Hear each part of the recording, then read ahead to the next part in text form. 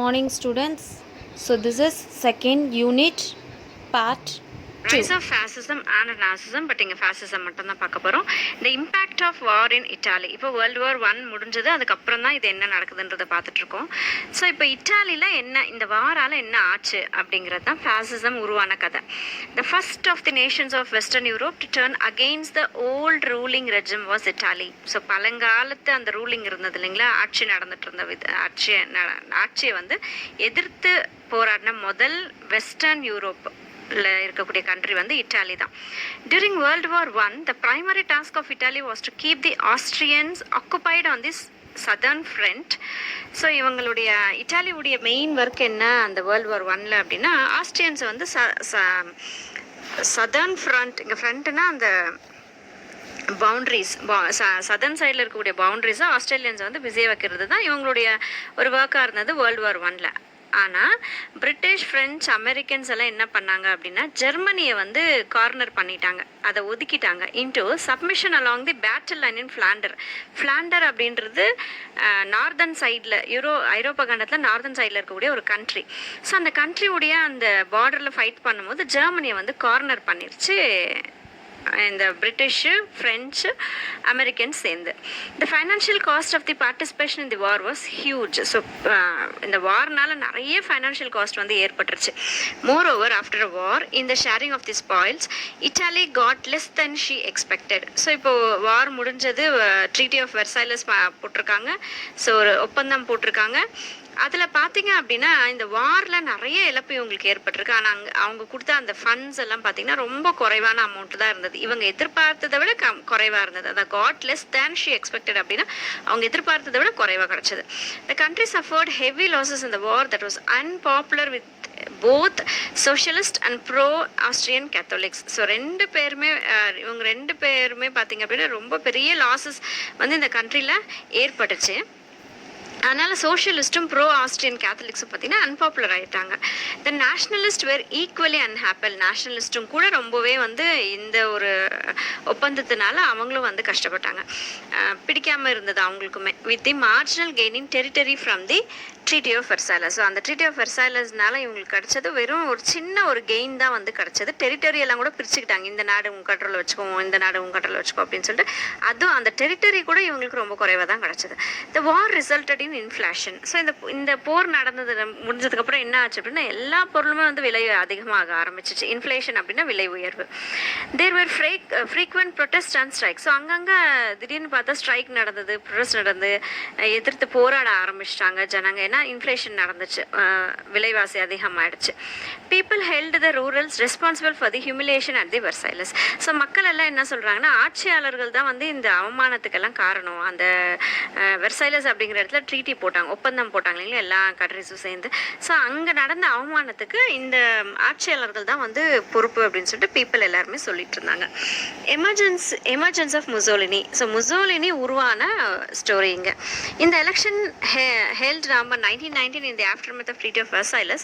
Italian socialists proclaimed that they were following Bolshevism, communism in Soviet Russia. So இப்போ election நடந்தது November 1919 election நடக்குது. அப்போது இந்த election பார்த்திங்கன்னா அந்த ட்ரீட்டி ஆஃப் வெர்சைலஸ்க்கு அப்புறம் நடக்குது இந்த எலெக்ஷன். ஸோ இட்டாலியனில் சோஷியலிஸ்ட் அப்படிங்கிற ஒரு பார்ட்டி இருக்குது. ஸோ அவங்க என்ன சொல்கிறாங்க அப்படின்னா, இந்த சோவியட் ரஷ்யாவில் பின்பற்றிட்டு இருக்கக்கூடிய அந்த ஒரு விஷயத்தை தான் வந்து நாங்கள் பின்பற்றுறோன்றாங்க. அவங்க பின்பற்றிட்டு இருக்கக்கூடிய அந்த இது என்ன அப்படின்னா போல்ஷிவிசம் அப்படிங்கிற ஒரு இதை வந்து அவங்க பின்பற்றிட்டு இருக்காங்க. One about a third of the seats. So அந்த விஷயத்த சொல்லி 3 பங்கு சீட்ஸ் பார்த்தீங்கன்னா 3 பங்கு ஆஃப் சீட்ஸ் வந்து இவங்க சோஷியலிஸ்ட் வந்து கெயின் பண்ணிக்கிறாங்க. Mussolini son of blacksmith and qualified as the elementary school teacher in the end become a journalist with socialist views. So இப்போ என்ன பண்ணுறாங்க அப்படின்னா, முசோலினி வந்து பிளாக் ஸ்மித்ன்றவங்க இரும்பில் வேலை செய்வாங்க இல்லைங்களா, அவங்கள தான் பிளாக் ஸ்மித், இந்த கடப்பாறை அதெல்லாம் செய்யக்கூடிய இரும்பில் வேலை செய்கிறவங்கள பிளாக் ஸ்மித் சொல்கிறோம். ஸோ ஒரு பிளாக் ஸ்மித்துடைய மகன் தான் வந்து முசோலினி. அவர் வந்து எலிமெண்ட்ரி ஸ்கூல் டீச்சராக இருக்கார். இப்போ என்ன பண்ணுறாரு அப்படின்னா, டீச்சராக இருந்துட்டு அவர் ஜேர்னலிஸ்டாக மாறுறாரு. இந்த சோஷியலிஸ்ட் சொல்கிறாங்க இல்லையா, போல்ஷிவிசம் வந்து ஃபாலோ பண்ணுறோம்னு சொல்லுவாங்க இல்லையா. ஸோ அவங்களுடைய வியூஸ் படி அவருடைய வியூஸ் பிடிச்சு போயிட்டு இவர் ஜேர்னலிஸ்டாக மாறுறாரு. Forceful speaker, Mussolini began to support the use of violence and broke with the socialists when they opposed Italy's entry into the war. So என்ன பண்ணுறாரு, ஒரு நல்ல ஒரு ஸ்பீக்கராக இருக்கார் முசோலினி. ஸோ சப்போர்ட் பண்ண ஆரம்பிச்சிட்டாரு. இந்த வயலன்ஸ் பண்ணலாம், அதாவது ஒருத்தரை எதிர்த்து போராடலாம், வன்முறை பண்ணலாம் அப்படின்றதெல்லாம் வந்து இவர் வந்து சப்போர்ட் பண்ணுறாரு.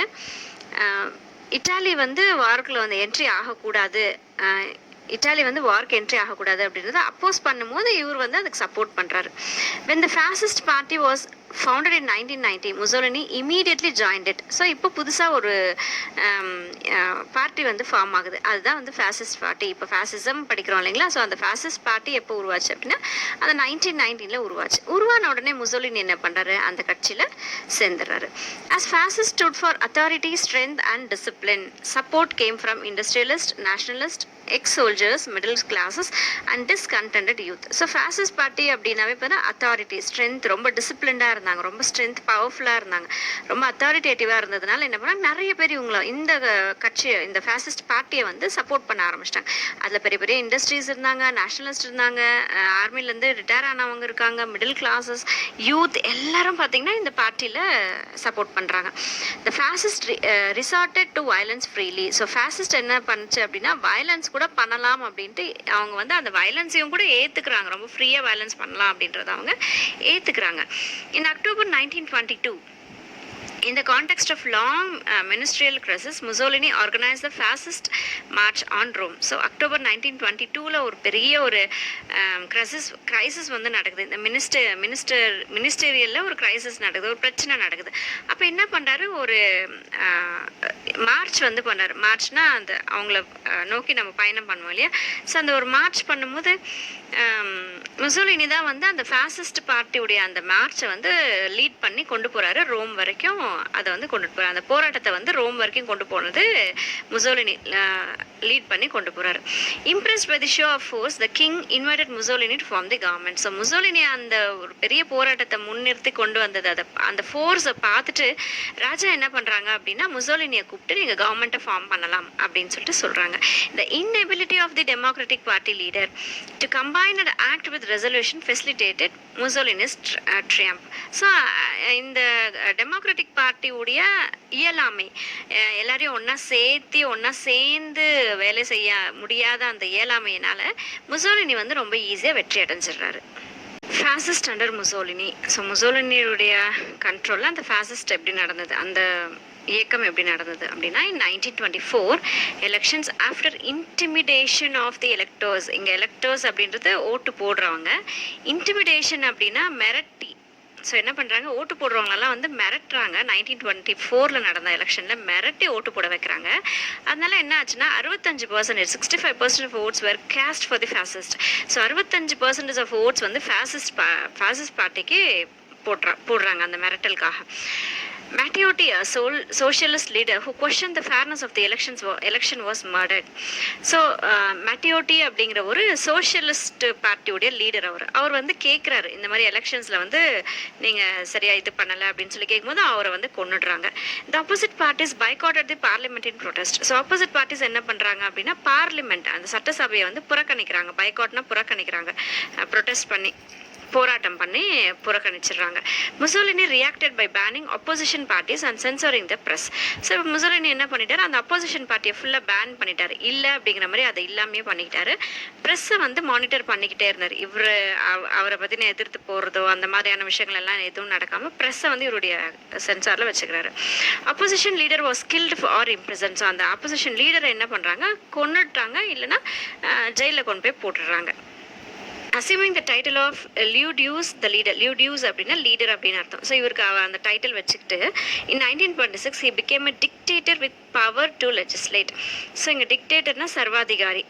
ஸோ இவர் என்ன பண்ணுறாரு, ஐல் டியூஸ் அப்படிங்கிற பட்டத்தை வந்து அவருக்கு கொடுத்துக்கிட்டு ஒரு சர்வாதிகாரியை லெஜிஸ்லேட்டிவுடைய பவர்ஸ் ஃபுல்லாக வந்து இவர் எடுத்துக்கிறாரு 1926.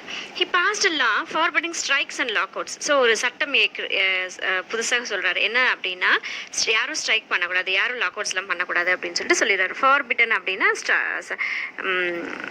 ஸ்டாப் பண்ணுறாரு, அதாவது இது பண்ணக்கூடாது அப்படின்னு சொல்லிட்டு ஸ்டாப் பண்ணுறாரு.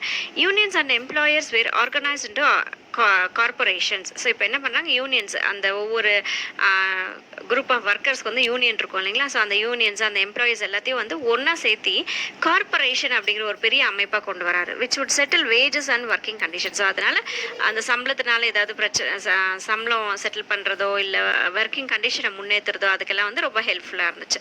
இன் 1938 பார்லிமெண்ட் வாஸ் அபாலிஷ். ஸோ சட்டமன்றம் அப்படிங்கிற அந்த ஒரு சிஸ்டமை வந்து அபாலிஷ் பண்ணிடுறாரு, இல்லாமல் ஆக்கிறாரு. And was replaced by a body representing the fascist party and the corporation. So இப்போ என்ன பண்ணுறாரு, அந்த பார்லிமெண்ட் அப்படிங்கிற ஒரு இதை வந்து கலைச்சிடறாரு. கலைச்சிட்டு ஃபாசிஸ்ட் பார்ட்டியும் இந்த கார்பரேஷன்ஸும், இந்த யூனியன் எம்ப்ளாயிஸ் எல்லாம் இருக்காங்களே அந்த கார்பரேஷன், இவங்க ரெண்டு பேரும் சேர்ந்து தான் வந்து கவர்மெண்ட் இது மாதிரி அவங்க அமைச்சிடுறாரு. This new arrangement bolstered Mussolini's dictatorial control of the economy. So இந்த புதுசாக இவர் பண்ண இந்த ஒரு அரேஞ்ச்மெண்ட், பார்லிமெண்ட்டை கேன்சல் பண்ணிவிட்டு ஃபாசிஸ்ட் பார்ட்டியும் கார்பரேஷன்ஸும் ஒன்றா வந்ததுனால இந்த ஒரு அரேஞ்ச்மெண்ட் வந்து இவருக்கு ஒரு நல்ல பேர் வந்து வாங்கி கொடுக்குது. அதனால எக்கனாமியோடைய கண்ட்ரோல் வந்து இவர் கையில் வச்சுக்கிறாரு. as well as enabled him to wield enormous power as the head of the administration, the armed forces. So இவருடைய இந்த புது அரேஞ்ச்மெண்ட்ஸால் வந்து எல்லா ஆர்ம்டு ஃபோர்ஸஸும் இவருடைய கண்ட்ரோலுக்கு வந்துடுது, அட்மினிஸ்ட்ரேஷனுக்கு இவருடைய கண்ட்ரோலுக்கு வந்துடுது, எல்லாமே இவருடைய கண்ட்ரோலில் இவர் கொண்டு வந்துடுறாரு. Mussolini's pact with pope. So போப்போட இவர் எப்படி ஒருங்கிணைச்சு போகிறாரு அப்படின்றத இங்கே சொல்லியிருக்காங்க. in order to give respectability to the fascist party, Mussolini won over the Roman Catholic Church by recognizing the Vatican city as an independent state. So Vatican சிட்டியில் தான் வந்து ரோமன் கேத்தலிக் சர்ச் இருக்குது. ஸோ அங்கே என்ன பண்ணுறாரு, அந்த Roman Catholic உடைய respectability வந்து ஃபாசிஸ்ட் பார்ட்டிக்கு வேணும் அப்படிங்கிறாரு. என்ன பண்ணுறாரு, அந்த வேட்டிகன் சிட்டியை இண்டிபெண்டன்ட் ஸ்டேட்டை, அதாவது சுதந்திரமான ஒரு ஸ்டேட்டை வந்து அறிவிச்சிடுறாரு. இன் ரிட்டர்ன், ஸோ அதுக்கு மாறாக என்ன பண்ணுறாங்க, அவருக்கு ரிட்டர்னாக வந்து சர்ச் என்ன பண்ணுது அப்படின்னா, recognise the kingdom of Italy. So இட்டாலியுடைய ராஜாங்கத்தை வந்து அவங்க ரெக்கக்னைஸ் பண்ணுறாங்க. The Roman Catholic faith was made the religion of the Italy and compulsory religious teaching in school was ordered. So Roman கேத்தலிக்கை தான் வந்து கடைபிடிக்கணும், இட்டாலி ஃபுல்லாக அதுதான் கடைபிடிக்கணும் அப்படின்னு சொல்லிடுறாரு. இட்டாலியுடைய ரிலீஜியன் மதமாக வந்து அந்த ரோமன் கேத்தலிக்கை ஏற்றுக்கிறாரு. அது மட்டும் இல்லாமல் ஸ்கூல்ஸில் வந்து கண்டிப்பாக கம்பல்சரியாக வந்து இந்த ரோமன் கேத்தலிக்ஸை பற்றி படிக்கணும் அப்படிங்கிற ஒரு ஆர்டரையும் வந்து அவர் கொண்டு வராரு. இந்த இப்போது ரிலீஜன் ஆஃப் கேத்தலிக், ரோமன் கேத்தலிக்கை வந்து ஒரு ரிலீஜனாக, அந்த நாட்டுடைய ரிலீஜனாக ஏற்றுக்கிட்டது, ஸ்கூலில் வந்து இந்த ரிலீஜனை வந்து சொல்லிக் கொடுக்கணும் அப்படிங்கிற விஷயத்தெல்லாம் வந்து தான் வந்து இந்த லேட்டரன் ட்ரீட்டின்றது ஒப்பந்தம். ஸோ அந்த லேட்டரன் ட்ரீட்டி அப்படிங்கிறதுல இந்த விஷயங்கள் தான் வந்து எழுதப்பட்டிருக்கு, அதில் சைன் பண்ணப்பட்டிருக்கு 1929. Italy during the great depression. Great டிப்ரெஷனில் வேர்ல்டு ஃபுல்லாக இருக்கும்போது இட்டாலியுடைய நிலை என்னவா இருந்தது அப்படின்னா, during the years of great depression the much publicised public works of building new bridges, roads, canals, hospitals, schools did not provide solution to the unemployment problem. So அந்த பெரிய ஒரு டிப்ரெஷனில் இருக்கும்போது பப்ளிக் ஒர்க்லாம் நிறைய கொடுக்க ஆரம்பிச்சாங்க. இந்த மாதிரி எல்லாமே கட்டுறதுக்கெல்லாம் கொடுத்தும் கூட அந்த அன்எம்ப்ளாய்மெண்ட் ப்ராப்ளம் வந்து தீரவே இல்லை இட்டாலியில். இன் 1935 முசோலினி இன்வேடட் எத்தியோப்பியா. ஸோ இப்போ என்ன பண்ணாரு, 1935 எத்தியோப்பியா அப்படிங்கிற நாடை வந்து இவர் போயிட்டு கேப்சர் பண்றாரு. This was useful to divert the attention of the people away from the economic trouble. So நிறைய அந்த பண பிரச்சனைகள்ல இருந்து மக்களை வந்து டைவர்ட் பண்றதுக்கு இந்த இவர் எத்தியோப்பியாவை போய் இன்வைட் பண்ணது ஒரு பெரிய ஒரு மாற்றமா இருந்தது. Mussolini drew admiration from the ruling classes elsewhere in Europe. So யூரோப்ல இருக்கிற மற்றவங்களுக்கு எல்லாம் வந்து இவர் ஒரு பெரிய ஒரு அட்மிரேஷனா இருந்தது, இன்ஸ்பிரேஷனா இருந்தது. அதுல ரைசிங் ஃபிகர், நேஷனலிஸ்ட்ல ரைசிங் ஃபிகரா இருந்த ஒருத்தர் யாரு அப்படின்னு சொல்லி பார்த்தா முனிச் அப்படிங்கிற இடத்துல அடல்ஃப் ஹிட்லர் வந்து ஒரு பெரிய ஒரு இன்ஸ்பிரேஷனா இருக்காரு. ஜெர்மனி இந்த போஸ்ட் வார், போஸ்ட்னா அந்த வேர்ல்டு வார் 1க்கு நடந்ததுக்கு அப்புறம் தான் போஸ்ட் வார். ஃப்ரம் 1918 to 1993, 1918லேருந்து 93 வரைக்கும் Germany was a republic. So Germany country எப்படி இருக்கு அப்படின்னா ரிப்பப்ளிக் கண்ட்ரியாக இருக்குது, அதுக்குன்னு தனியாக கான்ஸ்டியூஷனோட அதை இயங்கிட்டு இருக்கு. The factors which led to the eventual triumph of fascism in Germany were many. So ஜெர்மனியில் ஃபேசிசம் அப்படிங்கிற ஒரு இது வந்து ஜெயிக்கிறதுக்கு நிறைய விஷயங்கள் வந்து இருந்தது. Between 1871 and 1914 Germany had risen to dizzy heights of economic, political, cultural accomplishment. So அந்த காலங்களில் அந்த 1871லேருந்து 1914 வரைக்கும் பார்த்தீங்கன்னா ஜெர்மனி ஒரு பெரிய ரீச்சில் இருந்தது. அது அரசியலாக இருக்கட்டும், பண விஷயமா இருக்கட்டும், கல்ச்சரில் இருக்கட்டும், எல்லாமே அவங்க ஒரு பெரிய ரீச்சில் இருந்தாங்க. Germany's universities, its science, philosophy and music were known all over the world. So ஜெர்மனியோட யூனிவர்சிட்டியில் இருக்கக்கூடிய அந்த சயின்ஸ், ஃபிலாசபி, மியூசிக் அதை பற்றின அறிவு வந்து பார்த்திங்கன்னா வேர்ல்டு ஃபுல்லாக தெரிஞ்ச ஒரு விஷயமா இருந்தது. Germany had surpassed even Britain and the US in several fields of industrial productions. சில இண்டஸ்ட்ரியல் ப்ரொடக்ஷன்ஸில் பிரிட்டன் யூஎஸ்ஏக்கும் மேலே வந்து ஜெர்மனி இருந்தது. அவங்கள விட அதிகமாக அவங்க வந்து ப்ரொடக்ஷன்ஸ் கொடுத்துட்டு இருந்தாங்க. As we saw in the earlier chapter that this was at the root of the outbreak of the first world war. So இந்த 1914 காலங்களில் பார்த்தீங்க அப்படின்னா ஃபர்ஸ்ட் வேர்ல்டு வாருடைய அந்த பிகினிங் ஸ்டேஜஸ் அது. Then came the crushing defeat in the first world war. So இந்த first world war முடிஞ்ச உடனே பயங்கரமான ஒரு டிஃபீட் ஆச்சு, ஒரு தோல்வி அடைஞ்சிச்சு ஜெர்மனி. ஸோ இவ்வளோ ஒரு பெரிய ஒரு ரிச்சாக எக்கனாமியில் எல்லாத்துலேயுமே ரொம்ப ஹை லெவலில் இருந்த ஜெர்மனி இப்போ ரொம்ப ஒடுங்கி போச்சு. The German people were demoralised. So ஜெர்மனில் இருந்த மக்கள் எல்லாருமே ரொம்ப மாரலாக இருப்பாங்க, அவங்க ரொம்ப நியாயப்படி இருப்பாங்க. அவங்களோட மனதில் இப்போ டீமாரலைஸ்ட் ஆயிட்டாங்க. ஸோ அவங்களோட நிலை வந்து மாறிடுச்சு. The reparation and other causes in the treaty of Versailles caused acute discontent and hardship. So இங்கே ரிப்பேரேஷன் அப்படின்னா வார் முடிஞ்சதுக்கப்புறம் நம்ம இதெல்லாம் ரிட்டர்ன் கொடுக்கணும், இதெல்லாம் பண்ணணும்னு சொல்லுவாங்க. அதான் ரிப்பேரேஷன், ரீபே பண்ணுறது, ஃபைன் மாதிரி கொடுக்கறது இவ்வளோ இழப்புகளுக்கெல்லாம். ஸோ அந்த மாதிரியான சில விஷயம் இந்த ட்ரீட்டி ஆஃப் வெர்சைலஸில் வந்து எந்தெந்த நாடே எவ்வளோ கொடுக்கணும், எவ்வளோ பணம் கொடுக்கணும், எவ்வளோ நாடுகள் கொடுக்கணும் அப்படின்னு சொல்லி ஒரு ட்ரீட்டி போட்டாங்க, ஒப்பந்தம் போட்டாங்க. ஸோ அந்த ஒப்பந்தப்படி இவங்க ஜெர்மனி வந்து நிறைய பேமெண்ட் வந்து கொடுக்க வேண்டியிருந்தது. ஸோ அது அந்த நாட்டுக்கு ஒரு பெரிய ஒரு கஷ்டமான ஒரு சூழலை வந்து ஏற்படுத்திச்சு. This was utilised by reactionary forces to spread the idea that socialist and Jews had let down the nation and had even caused the Germans defeat. So இந்த மாதிரி ஒரு சூழல் போய்கிட்டே இருக்கும்போது என்ன ஆச்சு அப்படின்னா, இந்த ஜெர்மனியோடைய இந்த ஒரு டிஃபீட்டுக்கும் இந்த தோல்விக்கும் இந்த இவ்வளோ ஒரு பெரிய கஷ்டத்துக்கும் காரணம் வந்து இந்த சோஷியலிஸ்ட்டும் ஜூஸ்ன்றது அந்த யூதர்கள் சொல்லுவாங்க, லார்ட் ஜீசஸை வந்து காட்டி கொடுத்தவங்கன்னு சொல்லுவாங்களே. ஸோ அந்த இனத்தை சார்ந்தவங்க, அது ஒரு இனம். ஸோ சோஷியலிஸ்ட் அப்படிங்கிறவங்களும் இந்த ஜூஸ் அப்படிங்கிறவங்களும் தான் வந்து இந்த ஜெர்மனியோடைய டிஃபீட்டுக்கு முக்கிய காரணம் அப்படின்னு சொல்லிட்டு அது ஒரு பெரிய ஒரு ஸ்ப்ரெட் ஆயிடுச்சு. அந்த ஒரு ஐடியா வந்து அந்த ஜெர்மனி ஃபுல்லாக ஸ்ப்ரெட் ஆயிடுச்சு. Germany's defeat and humiliation at the end of world war one cost a deep shock to the German people. So இவ்வளோ ஒரு வளர்ந்த நாடாக இருந்த ஒரு ஜெர்மனி, யூஎஸ்ஏ பிரிட்டனை விட அதிகமாக இருந்த ஒரு ஜெர்மனி தோல்வி அடைஞ்சதை வந்து ஒரு பெரிய ஷாக்காக இருந்தது ஜெர்மனியில் வாழ்ந்த மக்களுக்கு. The great depression further deepen their frustrations and prompted them to turn against the republican government. So depression அப்படின்றது ரொம்ப அந்த பண விஷயத்தில் ரொம்ப வீக் ஆகிட்டு போகிறது, அதான் டிப்ரெஷன். ஸோ இந்த கிரேட் டிப்ரெஷனாலையும் இந்த வார் நடந்த அந்த ஒரு ஃப்ரஸ்ட்ரேஷனாலையும் அந்த வெறுப்பு எல்லாமே பார்த்தீங்க அப்படின்னா இந்த ரிப்பப்ளிகன் கவர்மெண்ட்டுக்கு ஆப்போசிட்டாக எல்லாருமே திரும்ப ஆரம்பிச்சிட்டாங்க. இதுக்கு எல்லாத்துக்குமே காரணம் இந்த ரிப்பப்ளிகன் கவர்மெண்ட் தான் அப்படிங்கிற மாதிரி அவங்களுக்கெல்லாம் அகெயின்ஸ்டாக திரும்புகிறாங்க. Evolution of German fascism. So இந்த சூழல் நடந்துட்டு இருக்கும்போது, அதாவது கவர்மெண்ட் மேலே ஒரு பெரிய ஒரு இது இல்லாத போது, கவர்மெண்ட்டை எதிர்த்து கவர்மெண்ட்டு தான் இதுக்கு எல்லாமே காரணம் அப்படின்னு சொல்லிட்டு மக்கள்லாம் வந்து சொல்கிற அந்த காலகட்டத்தில் ஜெர்மனியில் ஃபேசிசம் அப்படிங்கிற ஒரு அமைப்பு வந்து ஸ்டார்ட் ஆகுது. The origin of German fascism goes back to 1919 when a group of 7 men met in Munich and founded the National Socialist German Workers Party. So இது ஆக்சுவலாக பார்த்தீங்கன்னா அப்போ அந்த வேர்ல்டு வார் முடிஞ்சதுக்கப்புறம் ஆரம்பித்த ஒரு இது இல்லை, 1919லேயே இதுக்குண்டான ஃபவுண்டேஷன் வந்து அவங்க போட்டிருக்காங்க. ஸோ அப்போ ஒரு 7 பேர் ஒன்றா சந்திச்சு முனிச் அப்படிங்கிற இடத்துல சந்திச்சு national socialist German workers party அப்படிங்கிற ஒரு அமைப்பை வந்து ஆரம்பிக்கிறாங்க, ஒரு கட்சி மாதிரியான ஒரு இதை வந்து ஆரம்பிக்கிறாங்க. அந்த nationalist social German workers party, அதாவது வந்து நாசி அப்படிங்கிறோம், அதுதான் வந்து நாசிசம்னு சொல்கிறோம். ஸோ நாசின்றதுக்கு அப்படி எக்ஸ்பேன்ஷன் வந்து அதுதான்.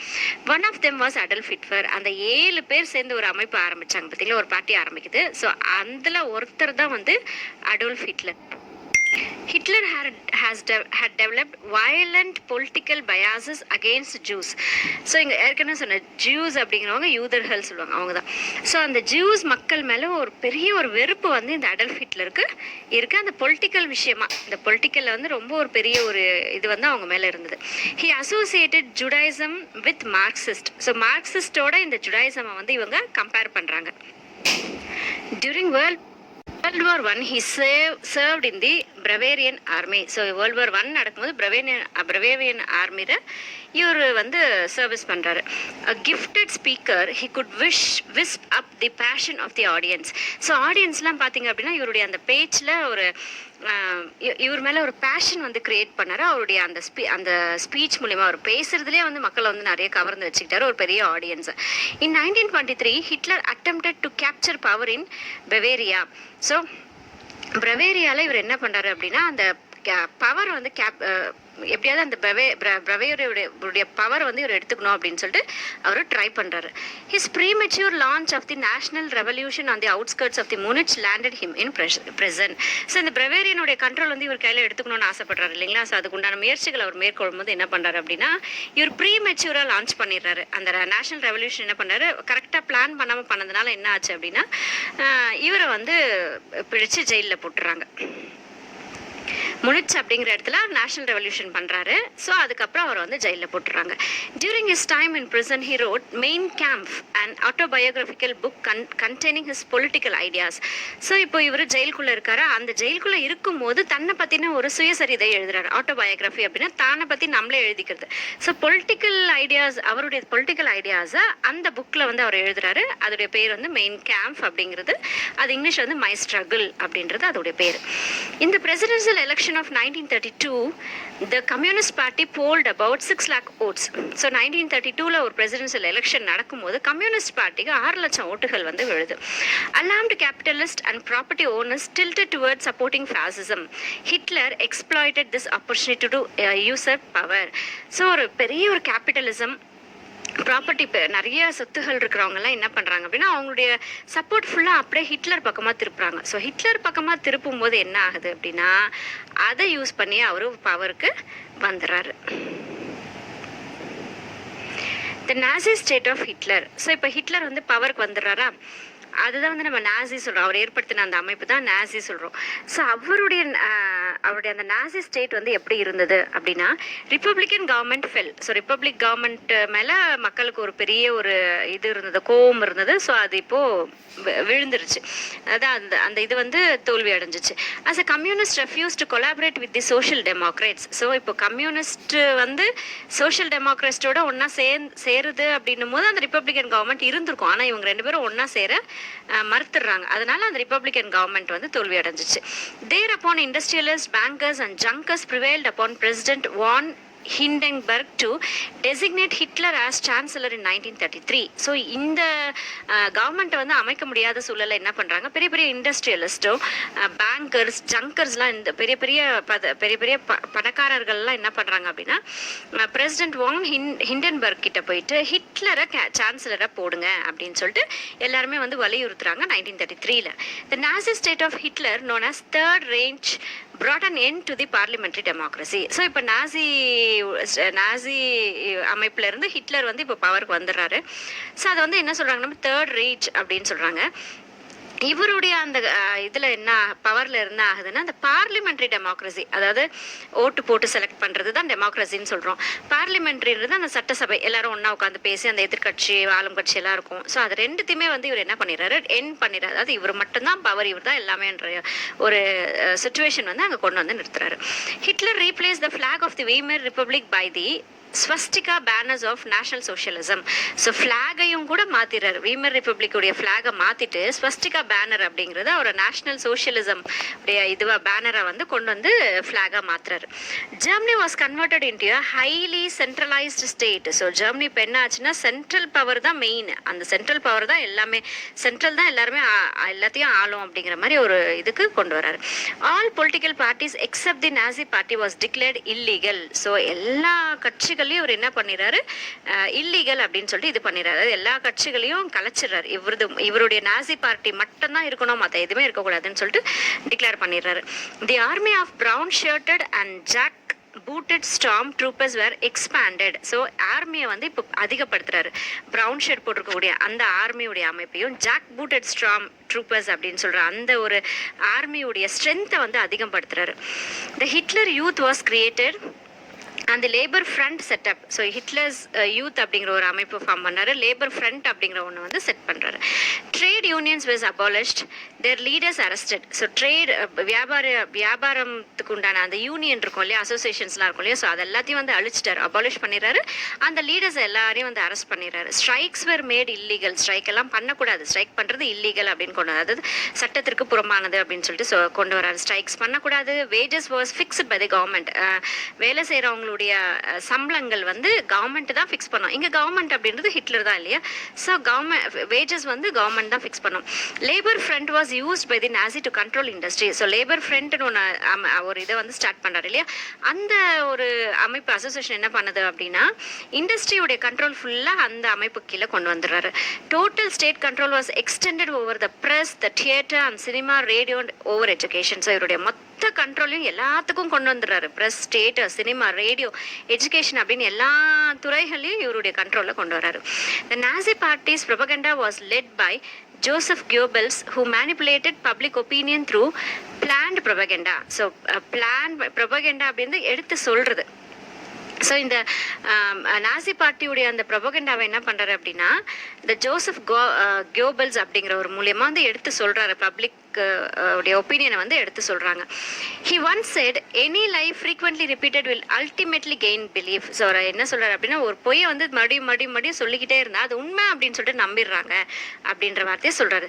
த Gestapo or secret state police was formed and run by Hitler. So ஒரு ஸ்பெல்லிங் மிஸ்டேக்காக இருக்கும் போல். So the Gestapo or secret police அந்த ஆர்மியை எக்ஸ்டெண்ட் பண்ணது மட்டும் இல்லாமல் அவருடைய கட்சியை பற்றின ப்ரொபகண்டா பண்ணுறதெல்லாம் மட்டும் இல்லாமல் இந்த சீக்ரெட்டான போலீஸ் இது வந்து அவர் வந்து கிரியேட் பண்ணி அதை வந்து ஃபார்ம் பண்ணி அதை ரன் பண்ணுறாரு. அந்த சீக்ரெட் போலீஸ்க்கு பேர் வந்து கெஸ்டப்போ அப்படின்னு சொல்லி வைக்கிறாரு. Nazi policy towards Jews. Along with the repression measures, Hitler's government followed a policy of repressing Jewish people. So அவருடைய கவர்மெண்ட் பாலிசி எப்படி பார்த்தீங்கன்னா இந்த ஜூவிஷ் பீப்புளை வந்து ரொம்ப ரிப்ரெஸ் பண்ண ஆரம்பிச்சு, அதாவது அவங்கள வந்து ரொம்பவே கஷ்டப்படுத்த ஆரம்பிக்கிறாங்க. The Jews were removed from government positions, excluded from the universities and deprived of citizenship. So இந்த ஜூஸ் யாரெல்லாம் வந்து கவர்மெண்ட் ஜாப்ஸ்ல இருந்தாங்களோ அவங்க எல்லாருமே எடுத்துட்டாரு. அந்த யூனிவர்சிட்டிஸ்ல வேலை செய்யறவங்கள தவிர மற்றவங்க எல்லாமே எடுத்துறாரு. அவங்களுக்கு சிட்டிசன்ஷிப் மட்டும் தான் கொடுத்துருந்தாங்க, மற்ற எந்த ஜாபோ எதுவுமே கிடையாது. ஜூவிஷ் பிசினஸஸ் வேர் க்ளோஸ் டவுன். அவங்க என்னெல்லாம் பிசினஸ் பண்ணிட்டு இருந்தாங்க அது எல்லாத்தையும் க்ளோஸ் பண்ணிடுறாரு. அந்த எஸ்டாப்ளிஷ்மெண்ட் வாஸ் அட்டாக்டு. அப்படியும் ஒருவேளை அவங்க பிசினஸ்லாம் பெருசுப்படுத்துறாங்க, எஸ்டாப்ளிஷ் பண்றாங்க அப்படின்னா அது எல்லாத்தையுமே இவர் வந்து அட்டாக் பண்ணி அழிச்சிடுறாரு. After the outbreak of world war II, concentration camps, barracks surrounded by electrified fences and watchtowers were built where Jews were interred and used as forced labor. So இப்போ இந்த இடைக்காலத்தில் வேர்ல்டு வார் II வந்து start ஆகுது, out break ஆகுது. அப்போ அந்த சமயத்தில் என்ன பண்ணுறாங்க, கான்சன்ட்ரேஷன் கேம்ப் அப்படின்னு சொல்லிட்டு ஒன்று கொண்டு வராரு. அது என்ன பண்ணுறாரு அப்படின்னா அந்த கேம்பை சுற்றி பெராக்ஸ் இருக்குது. பெராக்ஸ்ன்றது அந்த ஆர்மி பீப்புளெலாம் இருக்கக்கூடிய ஒரு இது. ஸோ அதை சுற்றி எலக்ட்ரிஃபைட் ஃபென்சஸ் போட்டுறாரு. ஃபுல்லாக அந்த வேலி போட்டு அதுக்கு எலக்ட்ரிக் ஷாக்ஸ் கொடுத்து வச்சுறாரு. வாட்ச் டவர் இருக்குது. வாட்ச் டவர்னா பெருசாக ஒரு டவர் கட்டி மேலே ஒருத்தர் நின்றுட்டு வாட்ச் பண்ணுவார். ஸோ அந்த டவர்ஸ் இருக்குது. இதெல்லாம் கட்டி என்ன பண்ணுறாங்க, இந்த ஜூஸ் எல்லாம் கொண்டு போய் அதுக்குள்ளே வச்சு அவங்கள வந்து ஃபோர்ஸ் பண்ணி வேலை செய்ய வைக்கிறாங்க. அடிமைகள் மாதிரி அவங்கள வந்து பயன்படுத்துறாங்க. Later they were turned into extermination camps where industrial means of murder such as gas chamber were used to kill them. So இப்போ அவங்கள ஃபோர்ஸ்ட் லேபர் மாதிரி யூஸ் பண்ணிட்டு பின்னாடி கொஞ்ச நாள் கழிச்சு என்ன பண்ணுறாங்க, இவங்களெல்லாம் எடுத்துகிட்டு போயிட்டு எக்ஸ்டர்மினேஷன் கேம்ப் அப்படிங்கிற ஒரு கேம்புக்கு கொண்டு போகிறாங்க. அங்கே போய் என்ன பண்ணுறாங்க அப்படின்னா ஒரு பெரிய ரூம், அந்த ரூம்குள்ளே கேஸை வந்து நிறச்சிடுறாரு, பாய்சன் கேஸை வந்து நிறச்சிட்டு மக்களை ஃபுல்லாக அதில் அந்த ஜூஸ் மக்களை ஃபுல்லாக கொண்டு போய் அந்த ரூம்குள்ளே சேம்பருக்குள்ளே அடைச்சிட்டு அதில் பாய்சன் கேஸ் விட்டுட்டு அவங்க எல்லாருமே வந்து கொன்னுறாரு. It was estimated that about 6 million Jews in Europe were killed in what the Nazis termed the final solution. So அந்த மாதிரி இப்போ அந்த ஜூஸை கொண்டு போயிட்டு அந்த கேஸ் நிறைஞ்ச அந்த சாம்பருக்குள்ளே வச்சு கொள்றாரு இல்லைங்களா. அப்போ எத்தனை பேர் அந்த மாதிரி ஜூஸ் இனத்தை சேர்ந்தவங்களை கொள்றாரு அப்படின்னா 6 மில்லியன் மக்களை வந்து இவர் கொண்டுறாரு அந்த ஐரோப்பா கண்ட்ரியில். ஸோ இதை வந்து நாசிஸ் என்ன சொல்றாங்க இது அப்படின்னா இது ஃபைனல் சொல்யூஷன் அப்படின்னு சொல்றாரு. த நாசி ஸ்டேட், அதாவது இறுதியான ஒரு தீர்வு அப்படின்னு சொல்றாரு. The Nazi state also exterminated gypsies and other itinerants community and mentally challenged. So அது மட்டும் இல்லாமல் அந்த ஜூஸை இவர் கொன்னதோட இல்லாமல் ஜிப்சிஸ் அப்படிங்கிற இனத்தையும் கொள்றாரு, இட்டினேரியன் கம்யூனிட்டிஸ் அப்படிங்கிற ஒரு இனத்தையும் கொள்றாரு, மென்டலி சேலஞ்சு பீப்புள் இருப்பாங்களே, மன வளர்ச்சி குன்றியவர்களெல்லாம் இருப்பாங்க, அவங்க எல்லாருமே வந்து நிறைய பேரை இவர் கொண்டுறாரு. அதாவது அவங்களால யூஸ் இல்லை அப்படிங்கிற மாதிரி கொள்றாரு. Hitler's second in command was Heydrich. So கமாண்ட்ஸுடைய இதில் ரெண்டாவது இடத்துல இருக்கிறவர் Heydrich, who was responsible for the concentration camp. So இந்த கான்சன்ட்ரேஷன் கேம்ப்னு சொல்கிறோம் இல்லைங்களா, அந்த கேம்புக்கு பொறுப்பாக யார் விட்டுருக்காங்க அப்படின்னு சொல்லி பார்த்தா ஹெட்ரிச் அப்படிங்கிற ஒருத்தரை வந்து பொறுப்பாலேயே விட்டுருக்காங்க. Defence of the treaty of Versailles. So treaty of வெர்சைலஸ்க்கு அப்புறம் என்ன ஆச்சு அப்படின்னா, in August 1934 Hindenburg died. So Hindenburg அப்படின்றவர் வந்து பார்த்தீங்க அப்படின்னா அவர் கூட இருந்த ஒருத்தர் இல்லையா, ஸோ அவர் என்ன ஆகுறாரு, இறந்துடுறாரு. And Hitler, apart from being chancellor, became both president and commander-in-chief of the armed forces. So Hindenburg இறந்த உடனே என்ன ஆகுறது அப்படின்னா, ஹிட்லர் வந்து சான்சலர் மட்டுமே இல்லாமல் பிரசிடென்ட்டாகவும் கமாண்டர் இன் சீஃபாகவும் ஆயிடுறாரு. எதுக்கு? ஆர்ம்டு ஃபோர்ஸஸ்க்கு, அதாவது அந்த மிலிட்ரி ஃபோர்ஸஸ்க்கு வந்து இவர் பிரசிடென்ட்டாகவும் இருக்காரு, கமாண்டர் இன் சீஃபாகவும் அவரே ஆயிடுறாரு. Hitler's foreign policy aimed at restoring the armed strength of the Germany and annulling provisions for Versailles treaty. So அவருடைய பாலிசி, ஃபாரின் பாலிசி என்ன அப்படின்னா, இந்த ஜெர்மனி வந்து ஒரு பெரிய அதாவது நிறைய படை வீரர்களை வச்சிருக்கக்கூடிய ஒரு ஸ்ட்ரென்த்தாகவும், அந்த ஸ்ட்ரென்த்தை வந்து அவர் ரீஸ்டோர் பண்ணுறாரு. அழிஞ்சு போன தன்னுடைய அந்த ஆர்மியை வந்து அவர் அதிகப்படுத்துறாரு. அப்புறம் அந்த வெர்சைலஸ் ட்ரீட்டி மூலமா எதெல்லாம் இவர் இழந்தாரோ அது எல்லாத்தையும் ரிட்டர்ன் கொண்டு வரணும் அப்படின்றது அவருடைய பாலிசி, அந்த foreign policy. His deliberate attempts to breach the treaty of Versailles led to the outbreak of Second World War. So அந்த ட்ரீட்டி ஆஃப் வெர்சைலஸ் இழந்தது எல்லாத்தையுமே இவர் கொண்டு வரணும் அப்படின்னு இவர் முயற்சி செஞ்ச அந்த முயற்சியால் தான் இந்த செகண்ட் வேர்ல்டு வார் வந்து மூண்டுச்சு. I hope you understand well. So thank you. We'll see in the next part. Bye.